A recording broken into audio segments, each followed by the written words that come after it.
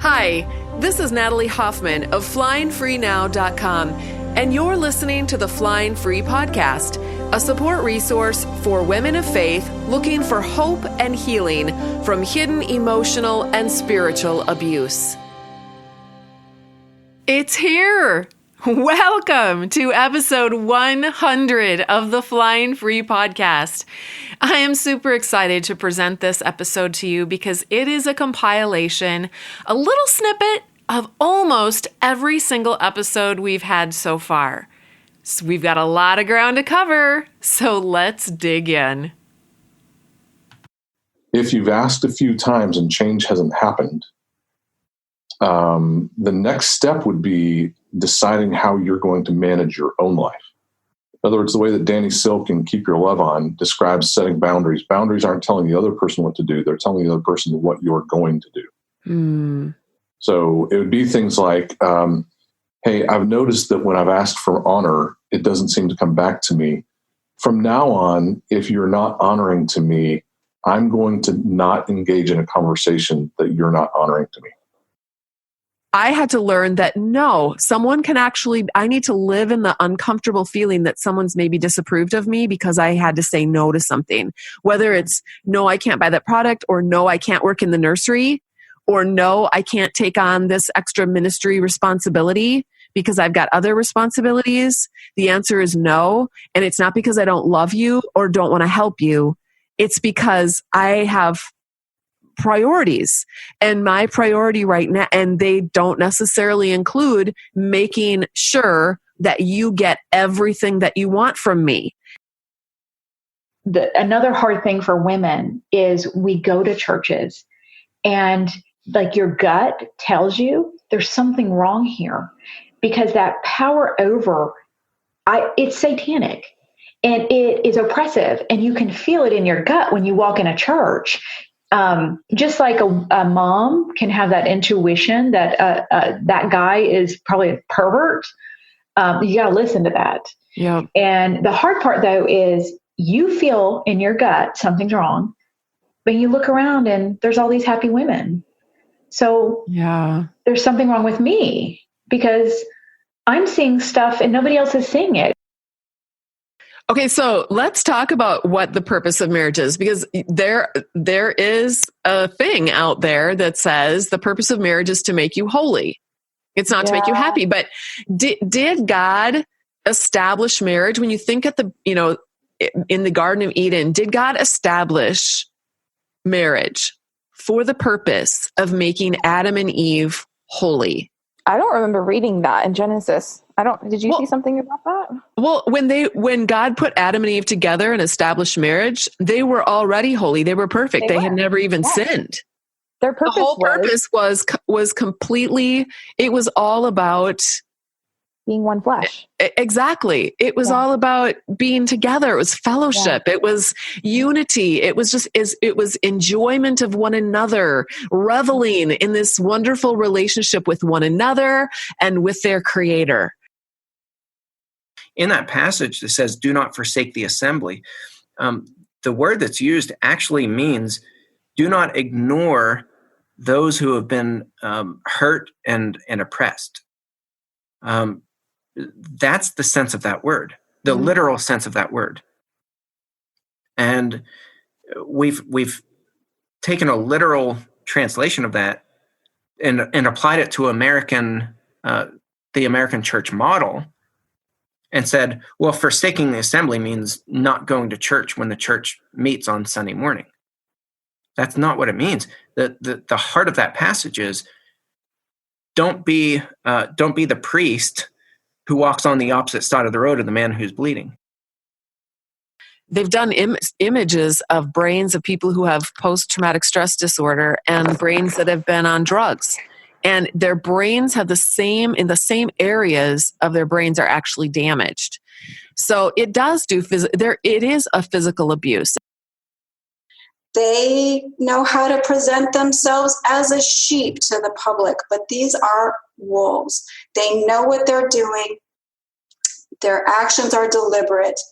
The cruelty is a means of maintaining that power and that control over our lives. And so no matter how godly you are, no matter how submissive you are, no matter how gracious and loving and patient and prayerful you are, all of that gives him power. In a dysfunctional relationship, one or both partners are not taking personal responsibility. They are either putting the responsibility on the other person, which looks like shame, blame shifting, denying, minimizing, excusing, justifying, controlling, and accusing, or they are taking all of the responsibility on themselves, which looks like placating, appeasing, covering up, pretending, and overlooking. In a healthy relationship, both partners can safely and freely offer feedback to the other one, and that feedback is heard, respected, and responded to.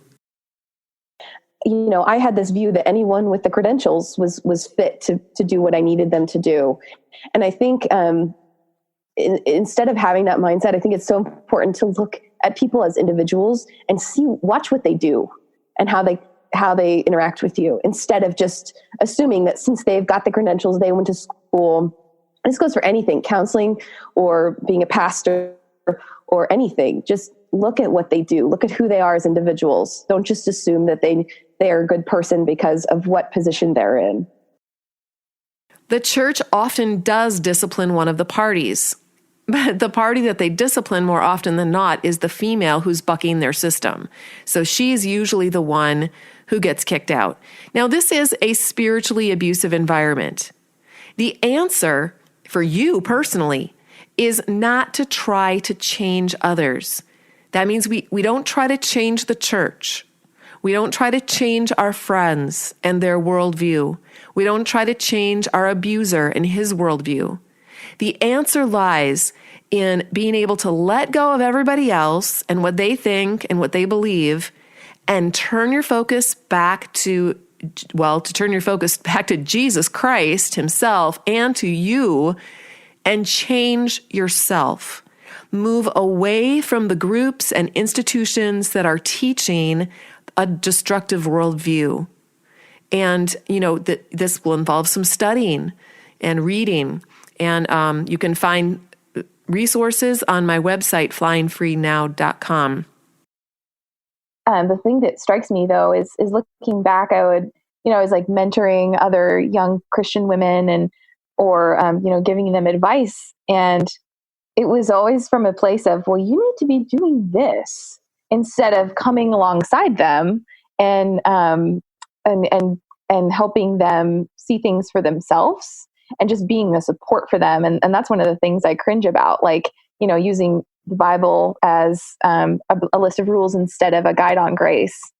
Right. And imposing that on other people and so what that does is it negates the individual responsibility of that person before God and their individual relationship, and puts you in the place of God, which is never where we're supposed to be. Yep. And imposing something on them that is the opposite of what God wants for us in our relationships. So when we allow other people to come over into our house and yard, and then all of a sudden we decide, well, not all of a sudden, but we eventually learn, okay, I need to take care of my own house and yard. And so I need to ask these people to all leave now. You guys can all go take care of your own house and yard. Usually what happens is those people, they're used to controlling you. They're used to telling you what to do. They're used to you meeting their needs. That would be you in their house and yard. There's a lot of enmeshment, a lot of crossing over of boundaries, okay? Yeah. And when you actually establish those clear boundaries around yourself, you start taking care of yourself, you start letting them go, if you stop taking care of their rose garden, you start taking care of yours, then these people tend to get upset about that. Yeah. They don't like that. You're upsetting the status quo. You're changing things up. The relationship dynamics are going to change. And it is going to be extremely uncomfortable.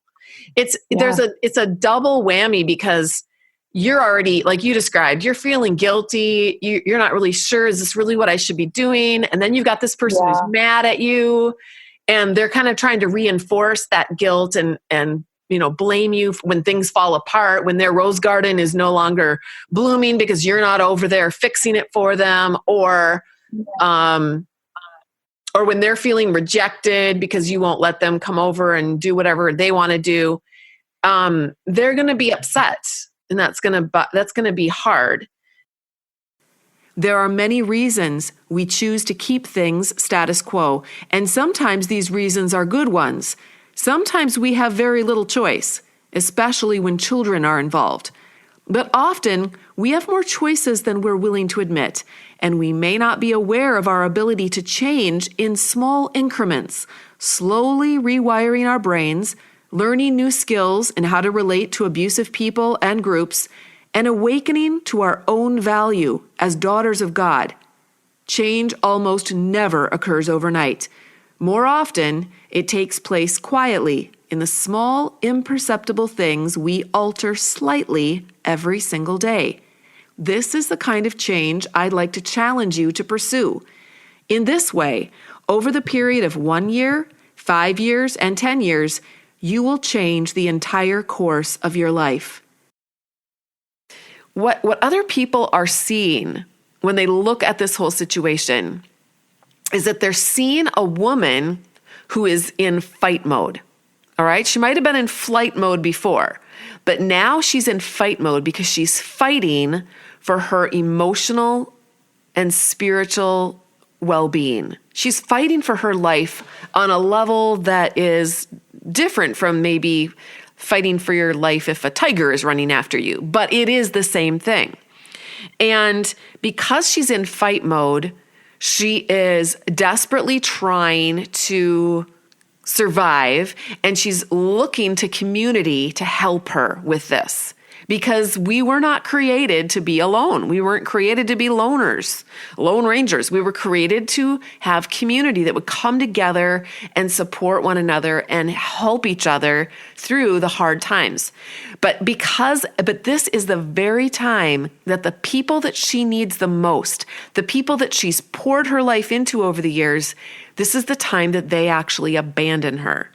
And one of the reasons they abandon her is because she's breaking down their, comfortable structure that is, the status quo by her truth telling. And because she's fighting, they don't like it. It doesn't look very good. When women fight, our culture doesn't really like that. They don't accept that. What they're seeing him doing, on the other hand, is he has no scruples when it comes to lying, pretending, faking. So he comes across, and he is coming across like the victim. He's crying all of a sudden. So where she's been spending years crying on her bathroom floor, begging God for help, where nobody can see her, now she's not doing that anymore. He is crying. Only he's not doing it in secret on his bathroom floor. He's doing it in front of the people that he knows are strategic to cry in front of. He's doing it in front of the people that he knows if they see him cry, they're going to feel bad for him. They're going to see her fighting. They're going to see him crying. And what are they going to think? What's even worse, Natalie, is you're exactly right. It is vile, judgmental hatred towards human beings. And it's worse because it's in the name of Jesus. Yes. And they will say that all day long, that they're just doing what the Bible says. And they follow the God of the Bible. But what they've done is they've looked at the Bible like a set of rules instead of as a way to find out who Jesus Christ is and God's plan for humanity. Yep. They're taking those verses out like they did in the Desiring God article on grief, the one verse in 1 Thessalonians. And he's made an entire dogma or doctrine out of it about how you're supposed to grieve, missing the entire heart of God's plan and purpose and love towards human beings that he created. Think about all the things that a woman getting out of an abusive relationship has to give up and surrender to God. Oh, She yeah. has to surrender her reputation. She has to surrender her children. She has to surrender her career or her life or her financial status, her home. Mm-hmm. She has to surrender everything. She has laid low. She has to surrender her friendships. She has to surrender. So she's taken initiative to do what I believe is right in standing up and saying no to abuse. And she has to surrender all of these things to God. It takes a tremendous amount of faith for women to do that. You know, there's so many layers of losses when you go through divorce, especially as a woman of faith in a faith community. So it's just it is a extremely traumatic thing. And then if you were the one who initiated the divorce, there is a layer of complexity to that as well, because you didn't want a divorce, but it doesn't appear that way to anybody else. It appears that you are the one breaking up the marriage, when in fact you are the one that's simply acknowledging that the marriage was never really intact in the first place and was being destroyed bit by bit on the inside. Sacred acts of self-care are not about guilt. It's about permission. Here's a list of permissions. Giving yourself permission to not be everything to everyone. Giving yourself permission to slow down sometimes. Giving yourself permission to just sit and read. Giving yourself permission to be mom instead of super mom. Mm. Giving yourself permission to say no, thank you. Giving yourself permission to take a nap instead of doing the dishes. Giving yourself permission to say yes when someone offers to help instead of letting pride get in the way and thinking that you don't need it. Giving yourself permission to set stronger, healthier boundaries. And here's my favorite. It's a huge one. And that is giving yourself permission to only carry your own suitcase of emotional responsibility instead of carrying someone else's. To have a healthy marriage, we needed to submit more. It was very simple. The key was simply that we needed to submit more. And that if we would do that, our husbands then would better be able to do what they're required to do, which is love us more. So in other words, their love was kind of predicated on our submission. And then they would say, they would give a disclaimer and say, he should be loving you too, but you need to focus on your submission, not his love. Mm-hmm. So how did that work out for you? And what is your current, do you have a great relationship now because you are submitting perfectly now and your husband is loving you perfectly? Oh, I have a great relationship because the person I am with is a wonderful, godly, patient man. And he genuinely loves me and cares about me. That is why, and I feel the same way about him. That is why we have a really good relationship.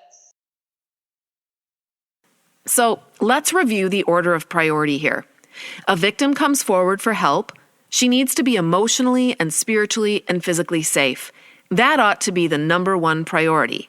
But the number one priority of the church is to save the marriage. And the number two priority is to change the abuser in order to achieve the number one priority. So, the abuser puts his energy into performing an act for the church, making it appear he has changed so he can regain his control over the woman. And while he is doing this, he is also covertly planting seeds of doubt in everyone's minds about her, paving the way for the future smear campaign he will need to launch in case his plan doesn't work and she leaves him anyway.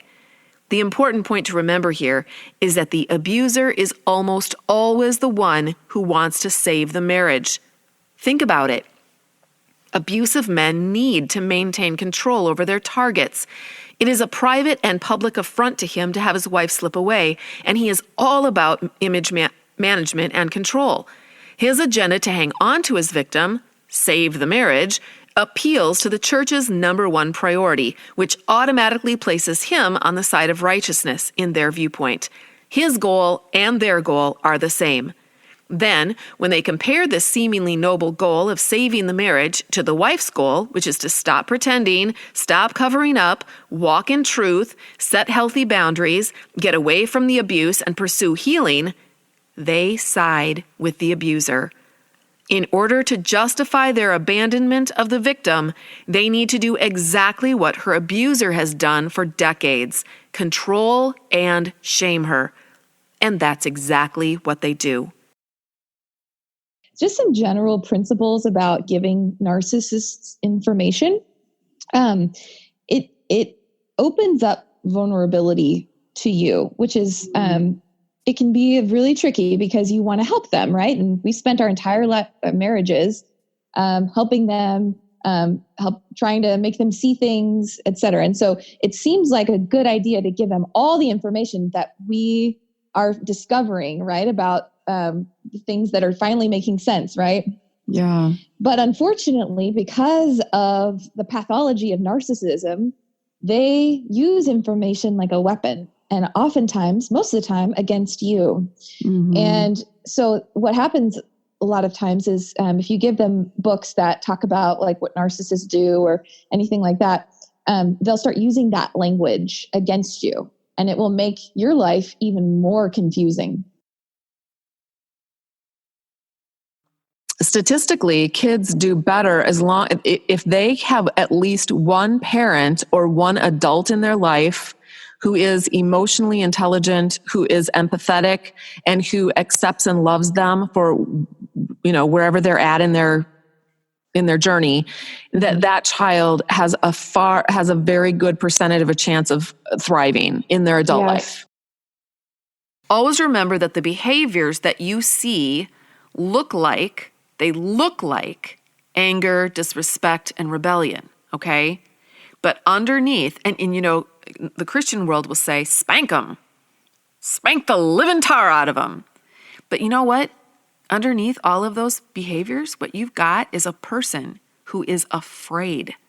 A human being who is crying out for unconditional love, validation, and acceptance. Again, that does not mean that you agree with them on something. It just means that you validate their experience, okay? You listen, you care, you're empathic. This is what we need, and this is what our kids need too. He tells me with tears in his eyes that he uses videos of other women to make up for what I lack. He's so sad, so grieved about his failure. There's no allowance for me to be angry. I must offer grace and forgiveness, so I do, at each new confession, each new failure, year after year. But his words ring in my ears, the comments about my weight, my size, my looks, they cut like a knife. His eyes above me looking down, disgust pouring out.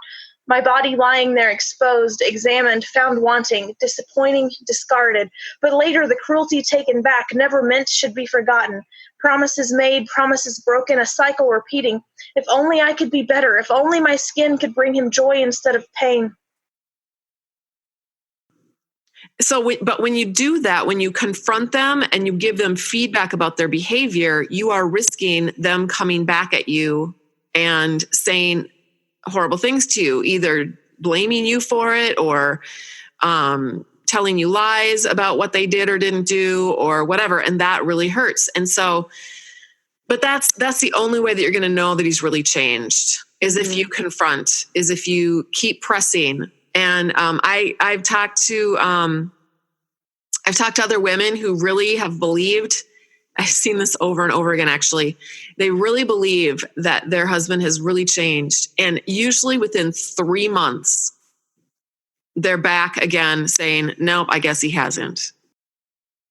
My kids have one healthy home now. Do you know what I mean? Rather than having one home, like the quote, whole home, it's not a broken home, but rather than have a home where only one place to go, where they couldn't get away, they couldn't hide, they couldn't escape into themselves to get away from the abuse of their mother. Who knows if it would have turned heavily onto the children. It may have, it may not have. But a place where they were witnessing just absolutely toxic conditions every single day. But so now they only have to be in that environment part of the time. Right. And the other part of the time, since I chose divorce, is I can give them a really healthy, positive, together, like a family. Like we are, my kids and I are a family now. But it's interesting to me that often you're seen as a heretic just for saying, I'm questioning things or I'm wrestling with this issue. But in reality, I mean, I believe that's really what we are called to do, because we learn when we wrestle and we come face to face with God in those moments, and we're able to ask questions of him. I mean, he knows everything that's going on in our hearts and our minds. He knows when we doubt him. He knows all of this stuff about us. I got to the point that I would just have very real conversations with him. When I was mad, I would tell him I was mad, right? It sounds kind of silly, but in those moments, that's when we really are able to connect in a new way. And he teaches us something new, and he replaces lies with truth. And that, all of that is what helps us gain ground against the enemy.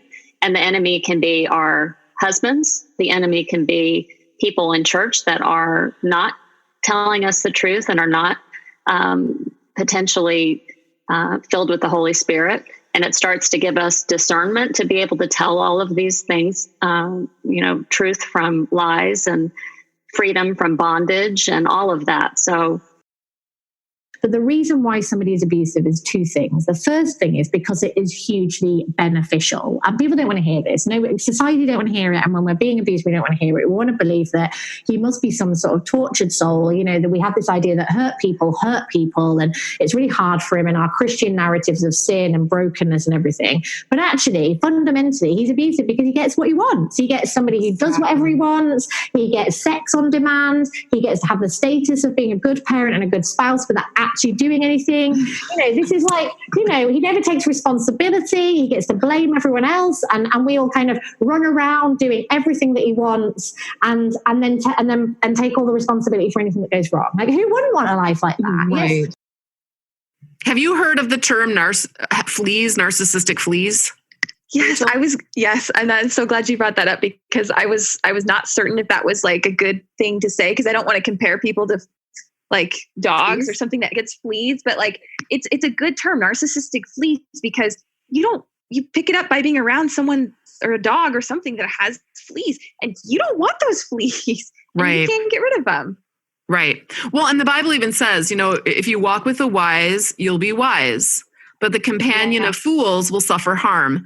So whoever you're hanging out with, the kinds of people that you're hanging out with and spending time with, they're going to have an influence on you. So if you're actually living with and sleeping with and having children with and raising kids with someone who is foolish and someone who's negative and critical and angry, that is going to rub off on you. It's just inevitable. It doesn't mean that's who you are or that's who you would be if you hadn't been living with that person for so long.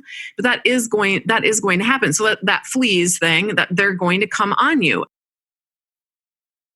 Yeah, I would say the first one of that is just understanding your boundaries. Dr. Henry Cloud, the author of the book Boundaries, he says boundaries are where you begin and I end. And if I don't know where I end and my husband begins, we can't have good boundaries. Right. We both have to know the beginning and the ending of me and what I'm capable of. And the issue with empaths is that we want to help everyone and serve everyone, and we feel for them before we feel our own feelings sometimes. So when a narcissist loves nothing more than to find and target an empath, an empathetic person who they can use to do what they want. And so many of us who are empathetic have been used by narcissistic people. It took me to the end of my first year to really start to smile and to be able to have like a really good belly laugh every once in a while. And about at the 2-year mark, I felt like I was turning a corner and that everything would eventually, be okay. I was starting to see the light at the end of the tunnel. And it took me about 3 years to get back, to at least emotional normal. But I found this Bible verse that has become sort of what I call my divorce verse. It's Psalm 71, 20 through 21. And it goes like this. It's the psalmist speaking to God. You have made me endure many terrible troubles. You restore me to life again. You bring me back from the depths of the earth. You comfort me and make me greater than ever. What if she's not able? Let's say that she's got small kids at home and her husband really doesn't like her to leave the house very much.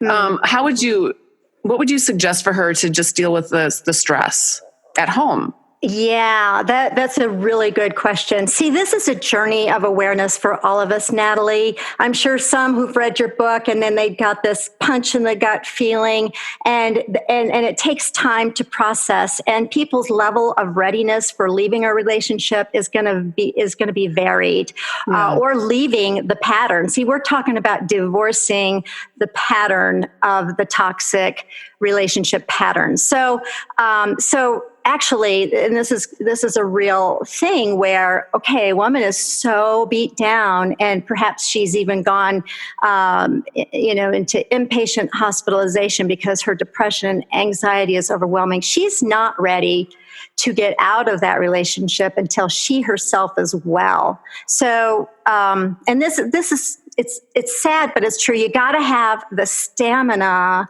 with which to experience the pushback, and not everybody is there, but they can be on this journey of being there. What I've discovered is that when you don't fake it, when you're real, you actually have better ministry than when you fake it, because people can tell when you're faking it. Yes. So I started running this single mothers group at my church. This is way back in 1998. And I realized that I had a very special ministry as a divorce survivor. I had street cred. Other divorcees would listen to me in ways they would never listen to a pastor's wife or a woman's director. I mean, they'd, kind of tune them out. Mm-hmm. What would they know about my life? There's going to be times in a relationship where you fall apart. Maybe your friend died. Maybe you just had a new baby.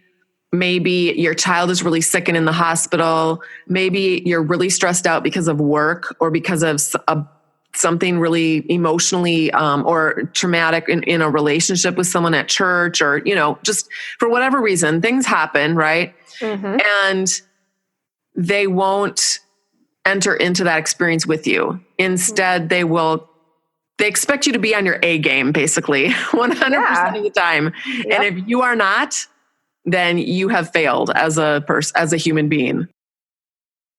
The church, statistically, clergy are the number one place people go for help. But unfortunately, they are some of the most uneducated, not uncaring, but uneducated people around this. So oftentimes they treat this issue like normal marital conflict, and it's not the same. It's about power and control. But since it's so complicated and they haven't received training, oftentimes they become more concerned with saving the relationship than being concerned with the individual person and the heartache they're going through.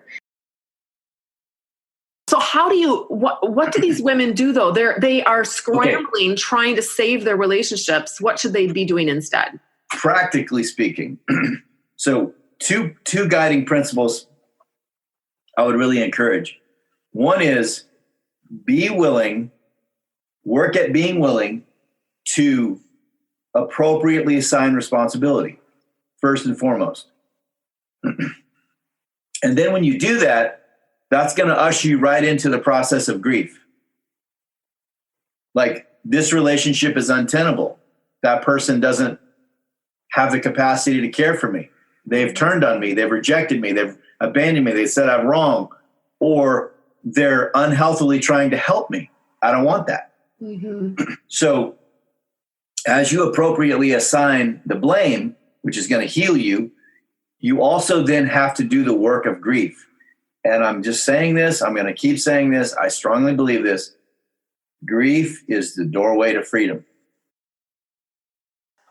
Surrender to the fact that this process is just plain old painful and there's no getting around it. You can't escape it. If you try to escape it, or you try to numb out, or there's all kinds of ways that we as humans escape our pain, right?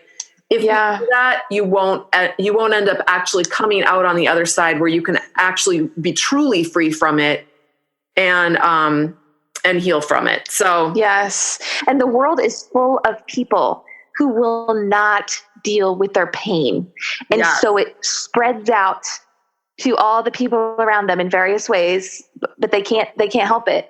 And I think dealing with your pain, taking a deep dive inside of yourself and allowing yourself to feel that pain is one of the most courageous things anyone can do. I hear that from women who say, I felt like a prostitute. And I think that we need to hear that we need to hear their voices when they say, I feel like a concubine or I feel like a prostitute. Yeah. And, I would even go a step further, Natalie, and I would say not only might their marriage not be savable, it might have died a very long time ago. Right. And that's something, if, like you said, you just said something so wise about the abuser's agenda and the church's agenda being aligned in that moment. And now she is the outcast.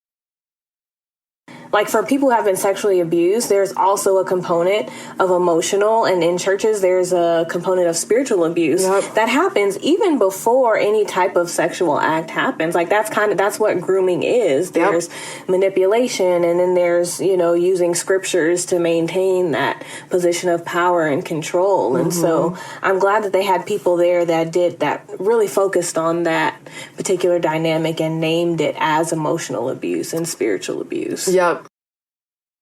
Women don't want to know the truth because the truth actually has really dire consequences. It does. And so I would actually rather be naive and not feel the pain than know that my husband, is cheating on me regularly and masturbating to other women's breasts. Like, no thanks. Like, I don't want to know what he does at night when I go to bed because it hurts too bad. And that's where it cycles back into the grief of we have to have the courage to live in truth because God is truth. And the more we live in truth is the more we experience God. I think if you feel afraid, and I know, Natalie, you were saying if you share a less desirable part or a different opinion and they get upset, that's obviously a huge red flag. But I think if you feel afraid to share that, like instinctively, you keep back parts of yourself that are different from him, even if it's not a bad part, it's just a different part, that tells you it's not a safe relationship because you're instinctively scared to actually say who you are and what you think. It is a dead giveaway that there's a wolf hiding in sheep's clothing when they respond to feedback by making demands or by becoming defensive and offended in such a way that they begin to attack you. Okay? And it's also when they want things to be covered up or hidden, that's also a dead giveaway. So here's the thing about wolves in sheep's clothing. They're in sheep's clothing. So they look like you, they talk like you, they act like you, like all the other sheep. And you don't know that there's a wolf in there until you give them feedback. I lived on dreams. I lived on hope for the future. Yes. And that was such a big part of just letting go of that marriage was that I had to realize it is never going to be like that. He is never going to be the person that I thought he was or could be. And we are never going to be the happy family that I dreamed of being and worked towards being every day. And that's why we still care. That's why it still matters to us. That's why when we're birthing a big dream in our life, it hurts and there's pain because we know that there's been times where we've birthed and it has laid lifeless and we've had to bury. Every one of us know those stories. Every human knows that story, but women are invited to remind us through their cyclical bleeding that it's only a season, that life, then death, then life always comes. Now, if you're still sitting at the very bottom of that pit, hoping against hope that a miracle will happen and someone will reach down and pull you up so you don't have to make that horrible climb, you're going to be waiting a long time. And here's why. Think about a butterfly trying to emerge from the chrysalis. It is during that struggle that the blood gets pumping through her wings, giving her the wing health and power that she will need to actually fly.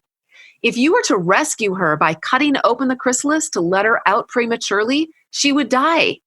That's right. She would miss her opportunity to access the power she needs to do. The power that she needs to do what she was created to do. Her inability to fly will cause her to be easy prey for predators, and she will not survive very long. So instead of thinking that God is unloving, not to just pluck you out of hell and set your feet on a wide place, you can instead recognize his infinite wisdom in promising to be right by your side every step of the way, loving you, accepting you when you mess up and when you succeed, cheering you on no matter what, and then rejoicing over your first flight of freedom when that day comes. God will rescue you, just not the easy, pain-free way we'd all wish for. One of the things that I keep reading about is that you put stuff in long-term memory. Your long-term memory files are most open just before you fall asleep.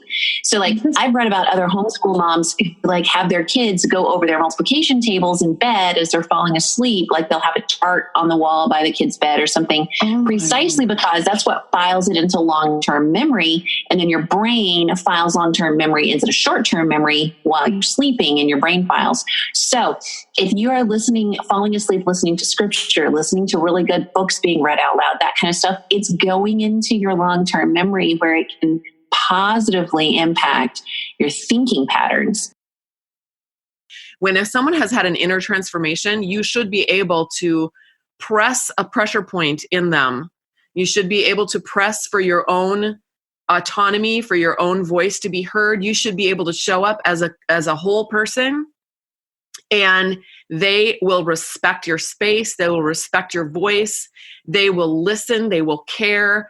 They will make room for you to live and move and breathe in their world. And it will be a beautiful, safe, healthy thing. He said, no, I have 2 doctors that said I'm sterile, and he got me pregnant the first time. So he knew what the hook was and how to get me.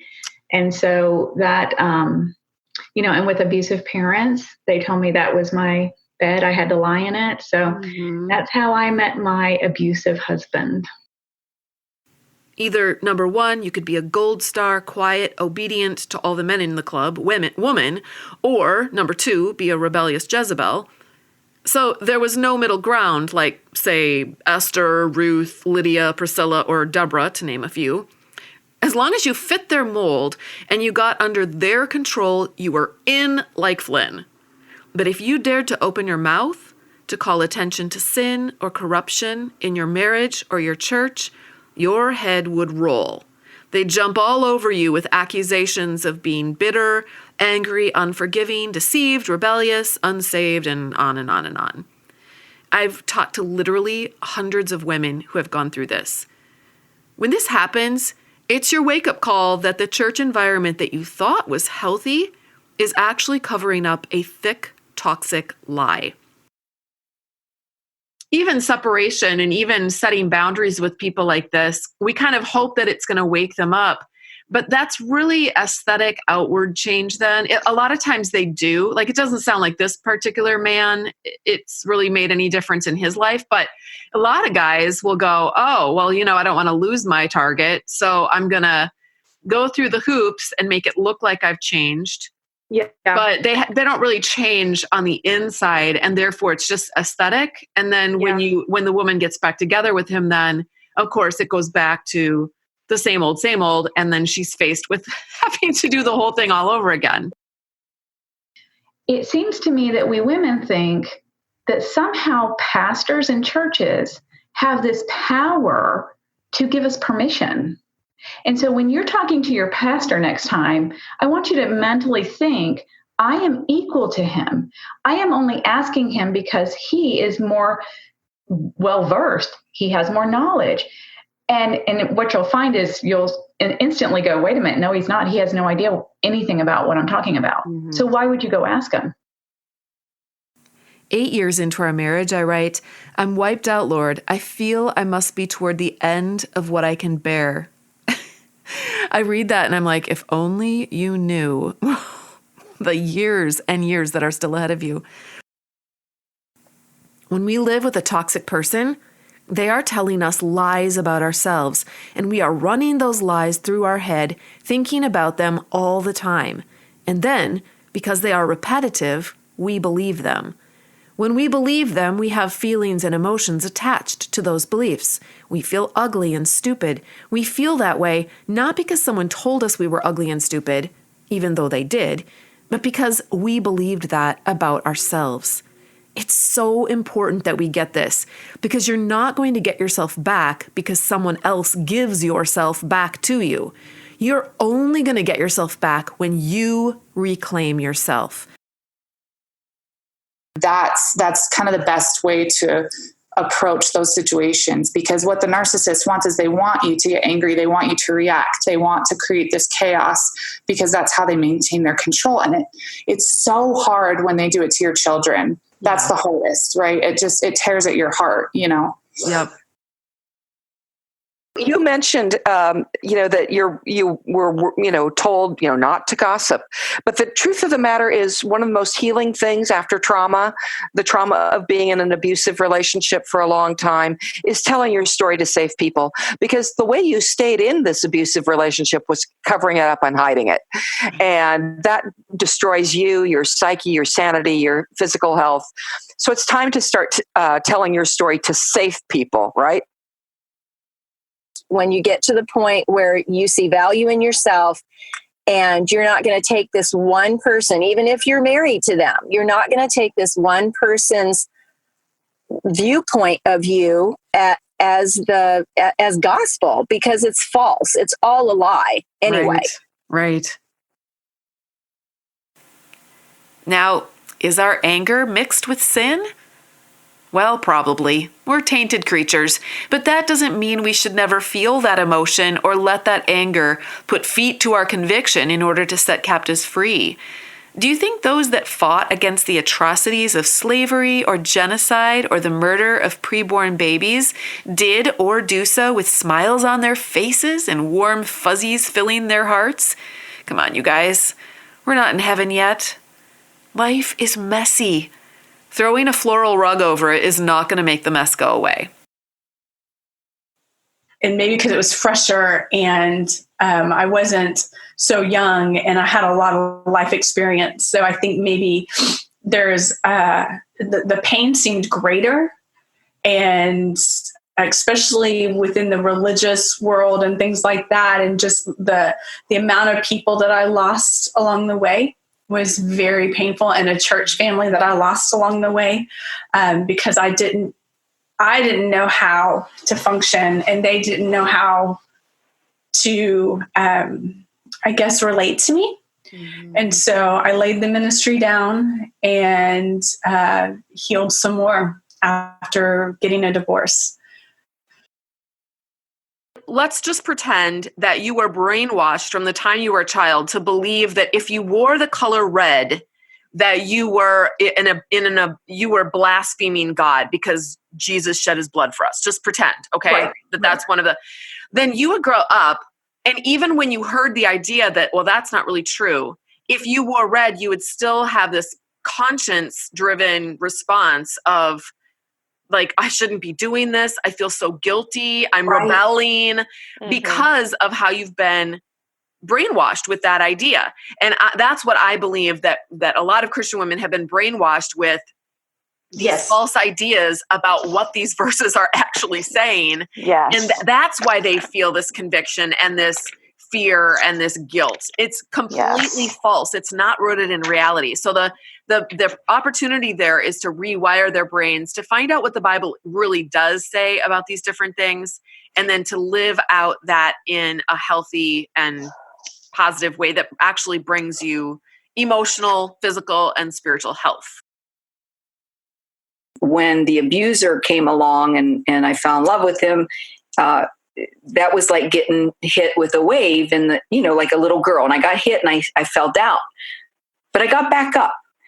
But the second wave was massive. And that was my whole, that was my church family. That was religion. That was man-made tradition. When I was rejected by those that I had literally, when the doors were open, I was there. I led women's retreats, just all those things. When I was rejected by them, when it knocked me down, I almost didn't get back up. I swallowed so much salt water and I had so much sand in my bottoms, I couldn't get up. I almost drowned. So he's going to bark and growl and stomp his feet and fling accusations and a few choice Bible verses at her back as she makes her exit. He's not a happy camper, and he's going to work really hard to make sure that his target emotionally pays for stepping outside his definition of who she is. One of the most powerful things, I don't know if you saw that article in Christianity Today, February 4th, 2020, it came out, and the graph at the very bottom of the article showed how badly evangelicals are doing with divorcees. Our divorcees, we have demonized divorcees so badly that they don't want to come to evangelical churches. Now, they do show up in droves, but a huge number, 20% of them don't, just because of the negative, the negative messaging they get from the pulpit or from Christian authors and Christian radio broadcasts. We're shooting ourselves in the foot if the evangelical church wants to grow. So the problem in our marriage was there's $3 in the bank. The lights are going to be cut off. We're going to be evicted. Can you help me figure this out? And he would stonewall and just say nothing and look at me like I was insane. And so instead of going to him who was causing the problem to try to figure it out, I had to take control and save my home, just like Abigail. I was married to a fool. Save my home, save my kids' lives by getting a job and paying the bills. But he, of course, wasn't always abusive. He knew how to draw me out. He knew all of my deepest fears and secrets, but he would later use those against me to hurt me or to gain points in an argument. Once he said it was no wonder I had lost my best friend. It was because I was a horrible person. Another time he said it was no wonder that my natural father abandoned me. I was only 2 at the time. Wow. I remember looking at him thinking, that's just pure evil talking right there. That doesn't even make sense. Obviously, a 2-year-old doesn't do anything to deserve to be abandoned, but that's the kind of abuse that I experienced. Mm-hmm. Now, what if you're a wife and your husband is not asking you to sin? He just doesn't agree with you on things. How do you come to a final decision on something when you've reached an impasse? Let's come at this from a common sense standpoint, okay? Let's set aside the whole husband-wife thing for just a minute and pretend that we're talking about 2 humanoids. This can be 2 girls or 2 boys, or it can be a boy and a girl. It can be a variety. They can be a variety of human colors. They can be roommates, siblings, coworkers, board members, just whatever. All right, let's just say that these 2 humanoids don't agree, but a decision must be made. Now, there's only 2 of them, so a majority vote cannot be taken. They are equals, so there is no bigger or better human that gets to make the decision. Oh dear. There's no simple, clear-cut, quick answer to this. This is a conundrum. We are wringing our hands and panicking. What do we do? Okay, we can solve this with mutual respect, mutual interest, mutual goals, mutual honor, mutual concern, mutuality. Is there going to be a compromise? Yeah, probably. Whenever we have something that's difficult, the desire to have a system or a formula to make it easy is pretty strong. Yep. Well, and when people make that promise and say, here, if you do this, this, and this, you will be growing your kids God's way. Right. Like, oh, well, I want to grow my kids God's way, not exactly. my way, so I better do those things. Narcissists aren't necessarily malignant. They don't hate you. They just don't care about you, which, by the way, is the right definition of hatred. The person who can look at you and not see you and use you for his own purposes, that's the real hater. Yes. Because love takes the risk of opening to another real person. This is a side note, and it's a funny, I'll share with your audience. My daughter is in college, and she takes a lot of Bible classes, and she said to me last night, she goes, you know what the definition of heresy really is, Mom? And I said, what's that, honey? And she goes, it's just thinking for yourself sometimes. It was so funny because it's what really to stand up for yourself, you have to start recognizing some belief systems that you have that might not be right, and they're belief systems that actually harm you. Every woman will come to a point when they say, I can't do this anymore. Mm-hmm. And I came to that point. God made us to be strong, noble queens. We are royal daughters of the King of Kings. So let's take our places by him and make choices for our lives that are driven by his word and his direction. And you guys, that's not always going to be pleasing to everyone around us. Jesus had a lot of disapproving folks that were, clucking their tongues behind his back. And how did he handle that? The first paradigm shift I think that I had to come to realize is that I was an adult and I wasn't a child. But that even though I was an adult, I was still living as though I was an emotional child. I realized that I actually could make my own decisions and I didn't need the validation or permission of anybody else. I didn't need the permission of my parents. I didn't need the permission of my husband.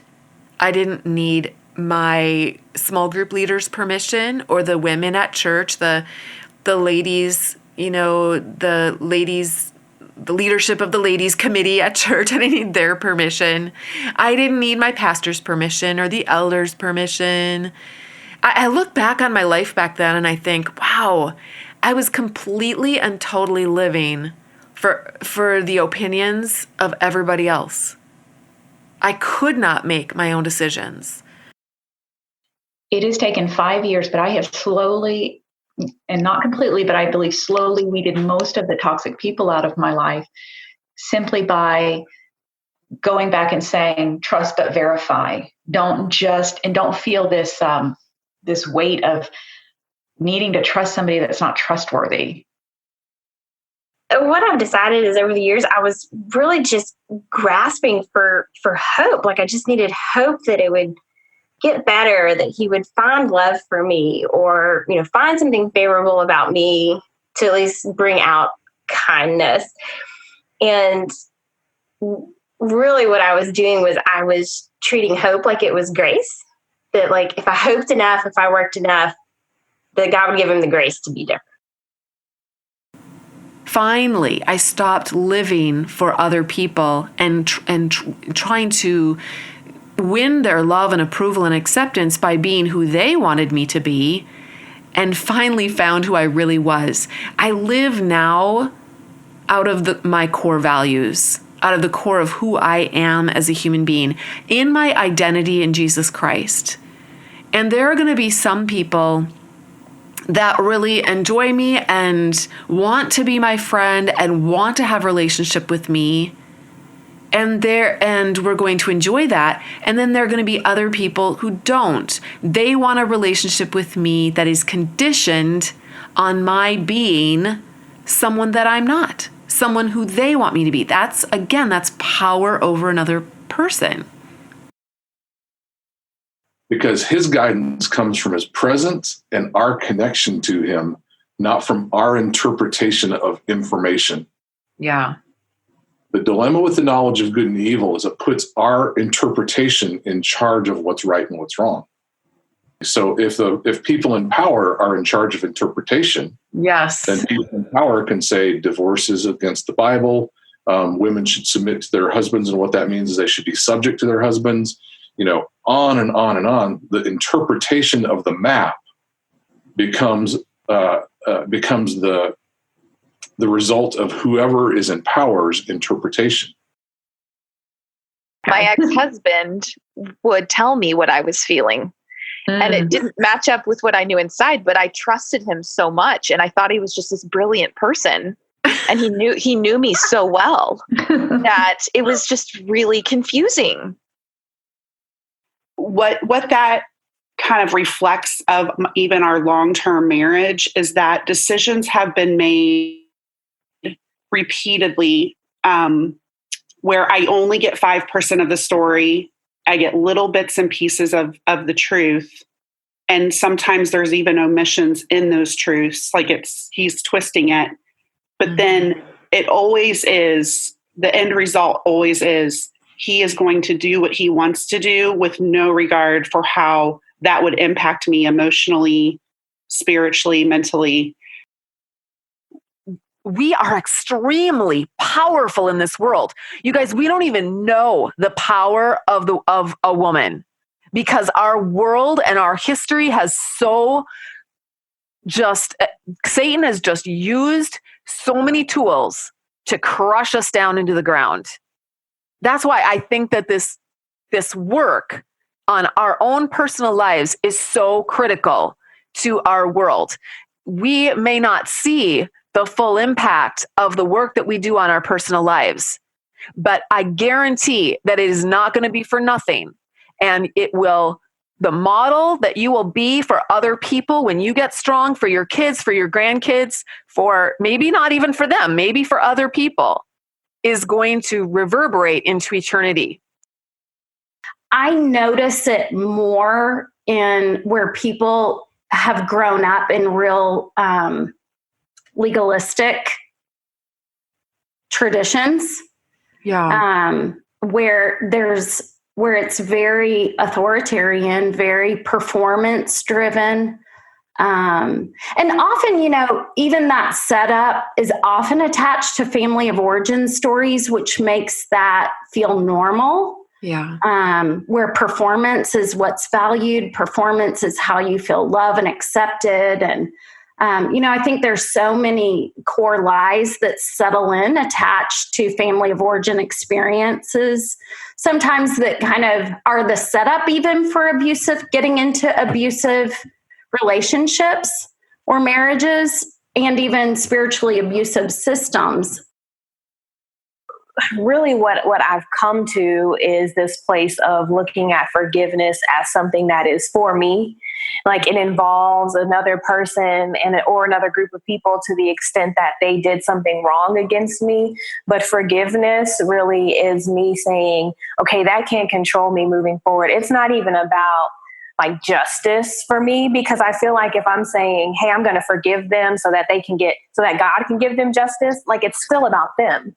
Right. And it's not about me and my commitment to moving forward in my life.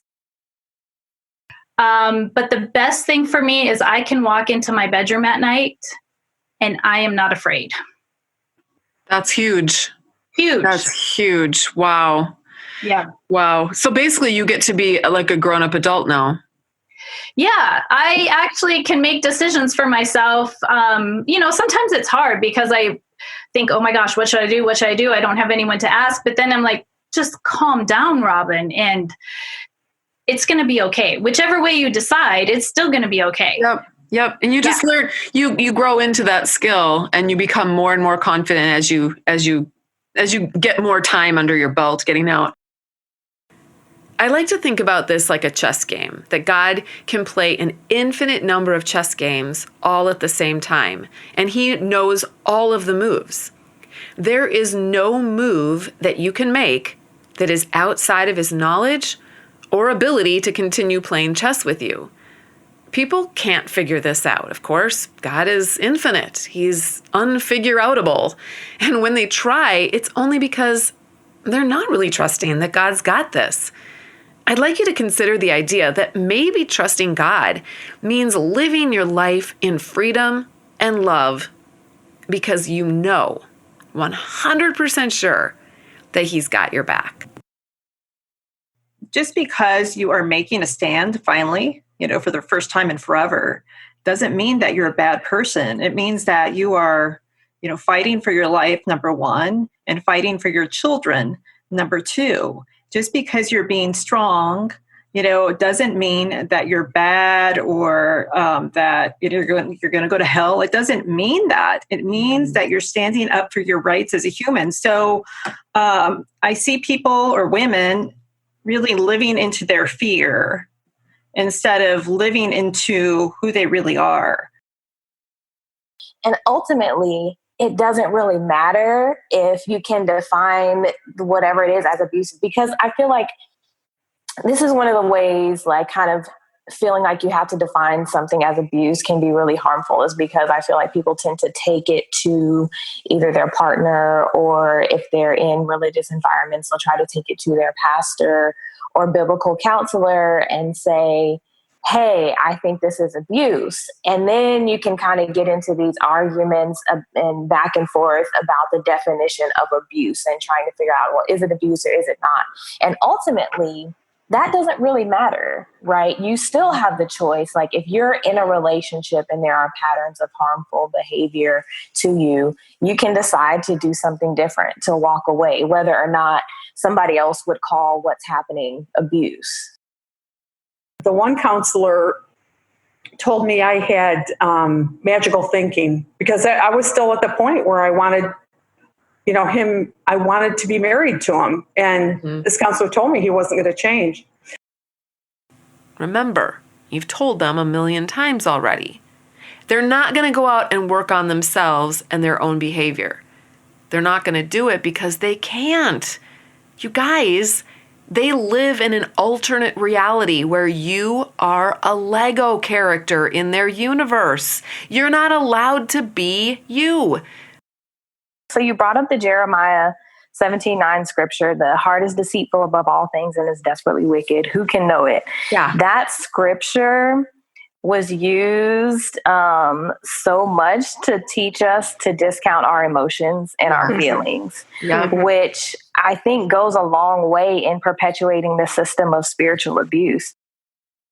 Because of the profound level of subtlety that is embedded in the emotional abuse process, the abuser isn't hitting you and leaving a black eye. So it's like, how are you going to prove it? So I always say it's the death of 1,000 cuts, right? If we looked at one of those incidents, one of those cuts, we go, oh, that's not that big a deal. And it really, truly wouldn't be. But when you look at 1,000, you're looking at a pattern of profound destruction. You see, it's impossible to be free when you give your freedom away.